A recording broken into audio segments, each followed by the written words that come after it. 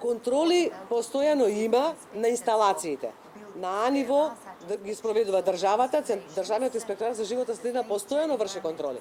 Локалните инспектори, јас се надевам дека вршат контрола на Б инсталациите, меѓутоа ние не можеме се уште нити директивите на Европска унија, нити и локалните закони кажуваат дека вие можеме да влеземе во домот на граѓанинот да провериме на со што се грее. И затоа апелираме да се подигне малку јавната свест и да почнат да се користат еколошки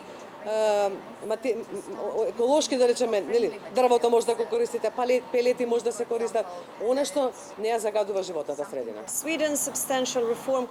Шведската поддршка за Северна Македонија, која што оваа година изнесува 8 милиони евра, е насочена кон исполнувањето на сеопфатните цели на патот на земјата кон пристапувањето во Европската унија.